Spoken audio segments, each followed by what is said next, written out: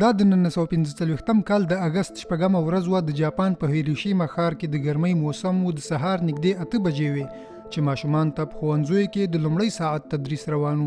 په همدې مهال ځینو خلکو ته په هوا کې یو امریکایي بوینګ بي 90 الوتکه ښکاري. په ورته مهال کې چې 8 بجې او 15 دقیقې وي، له الوتکې څخه یو شی د ځمکې طرف ته غورځول کېږي.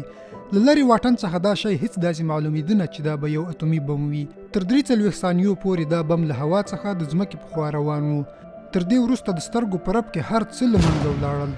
د ښار ټولو اوسېدونکو د ژوند په وروستیو شېبو کې یوازې سپینه پړکه تر سترګو شوه، داسې لکه یو نوی لمر چې راښکاره شي. د چاپېریال د تودوخې درجه تر 4000 سانټیګریډ پورې ورسېده. په یوه خورا لنډه شېبه کې 80,000 انسانان له منځه ولاړل. د دې موضوع تر اورېدو وروسته یقیناً دا پوښتنه پیدا کېږي چې آخر ولې دا اتوم بم وکارول شو؟ آخر لامل څه و؟ سید کریم ربزی درته یو ځل بیا ښه راغلاست وایي. د دې کیسې پیل له کال 1940 څخه شروع کېږي چې دا مهال د دوهمې نړیوالې جګړې په جریان کې امریکا له چین څخه د دفاع کولو لپاره هرې ممکنې هڅې ته ملا تړلې وه. د هغه چین او امریکا چې په اوس وخت کې یو د بل سخت مخالف دي. د دوهمې نړیوالې جګړې 3 کاله کېده چې یوه خوا یې جرمني او ایټالیا او بله خوا بریتانیا، نیدرلند او فرانسه وه.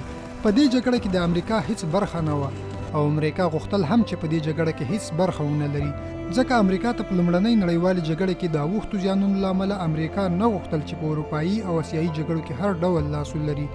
خو یو هیواد و چې امریکا یې په مسلسله توګه ځوروله. دا هیواد و جاپان چې د طبیعي سرچینو له کموالي سره مخ و. له همدې امله یې پر ګاونډي هیوادونو قبضې کولې تر څو خپلې طبیعي سرچینې له همدې لارې پوره کړي.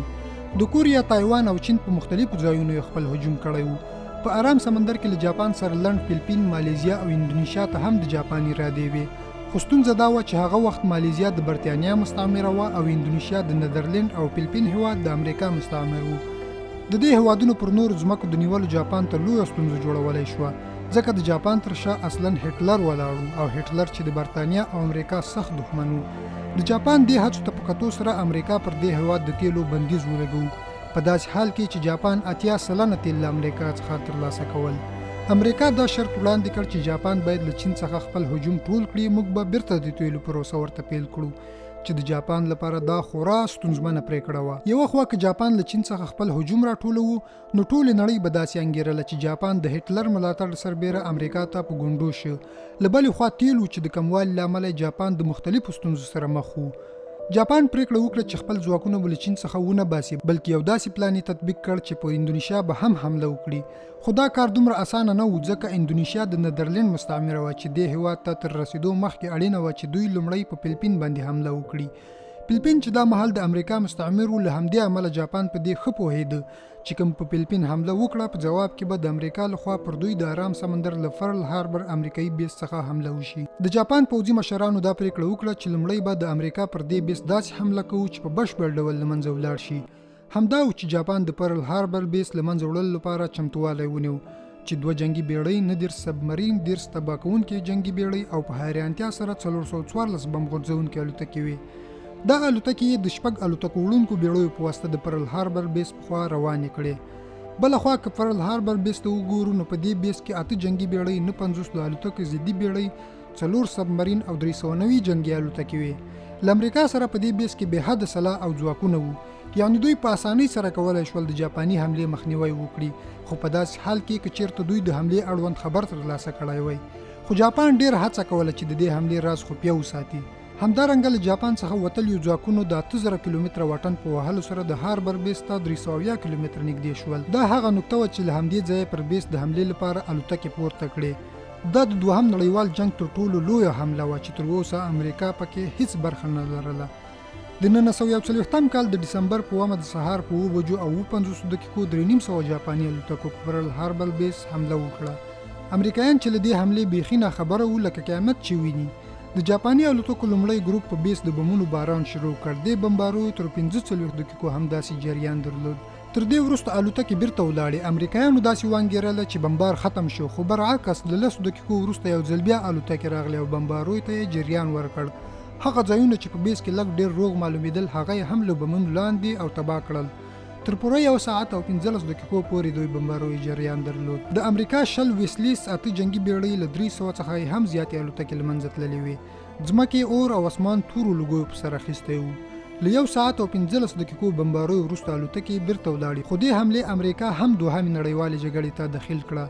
امریکا د پرل هاربر له حملې 1 ورځ وروسته جاپان ته سخت اخطارونه ورکړل او په خلاف یې د جنگ اعلان وکړ.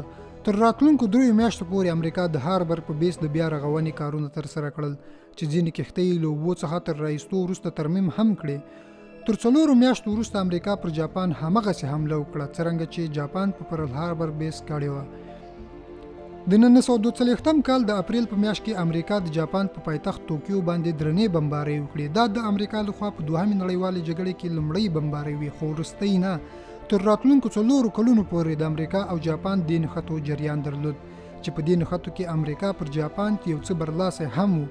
جاپان چې د دې جګړې له امله خورا کمزوری شوی و، خو د امریکا په وړاندې ماته په هیڅ صورت نه منله. آخر هم د 1945 کال په اگست کې امریکا د جاپان خلاف خپل وروستی زور هم وازمویل. 8 د اگست 1945 د سهار 8 بجې او 15 دقیقې د جاپان هیروشیما ښار له پاسه یو بوینګ B-9 سوپر فورټرس الوتکه تر سترګو شوه. دې الوتکې 4400 کیلو وزن لرونکی د لیټل بوای په نوم اتومي بم په هیروشیما ورخوشی کړ. کټ مټ تر 43 ثانیو وروسته یوه زوروره چاودنه وشوه او هر څه په پړکه بدل شو چې د اور یو لوی توپ لرونکی شکل یې رامنځته کړ. د دې چاودنې له امله د ځمکې د تودوخې درجه تر 4000 سانتي ګریډه پورې ورسېده. دا په تاریخ کې لومړی کارول شوی اتومي بم و کوم چې په یوه جټکه کې د پوره هیروشیما ښار 80% ودانۍ له منځه یووړې. د جاپان پوځي مشران چې تر دې حملې وروسته لکه بې لاسه او بې پښو چې شي داسې احساسېدل. دوی په همدې فکرونو کې وو چې په 3 ورځ یعنې په 9 د اګست یو ځل بیا امریکا د جاپان په ناګاساکي ښار هم اتومي بم وغورځوي. دا ماک 3 اتومي بم و چې د پارټمن په نوم یادېده. د 4670 کیلو وزن لرونکي دې بم د غورځېدو سره سم پوره ښار له منځه یووړ. دا هغه 2 لوی اتومي بمونه و چې په انسانانو د لومړي ځل لپاره وکارول شول. د یوې څېړنې مطابق په دې 2 اتومي بمونو کې د هیروشیما او ناګاساکي 280,000 اوسیدونکي له منځه ولاړل. تر دې پیښو یوه هفته وروسته جاپان د امریکا په وړاندې تسلیمي ومنله او تر دې وروسته دوهم نړیوال جنگ هم پای ته ورسېد. د معلوماتو له کتلو اورېدلو نړۍ مننه. که مو معلومات خوښ شوي وي له خپلو دوستانو سره هم شریک کړئ.